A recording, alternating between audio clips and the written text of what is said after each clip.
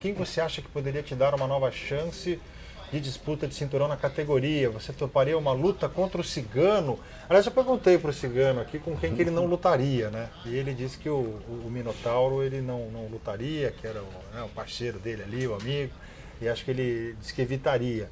Com o Cigano você teria um outro brasileiro, um cara que você tem um relacionamento muito bom aí também.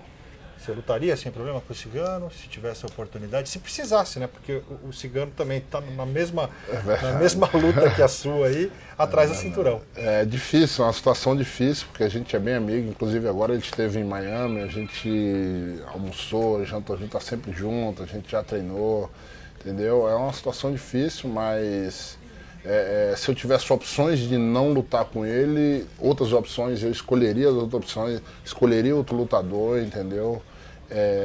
Mas é aquilo, nós somos empregados do UFC, se o UFC bater o pé e dizer que tem que lutar ou tá fora, a gente vai ter que lutar. Eu tenho a minha família que precisa do meu sustento, isso é o meu trabalho, entendeu? Pessoas que precisam do meu suporte também, minha família em geral, pai, mãe, irmãos. Então, eu não quero. A realidade é essa. Eu não queria, eu não quero, mas eu sou empregado.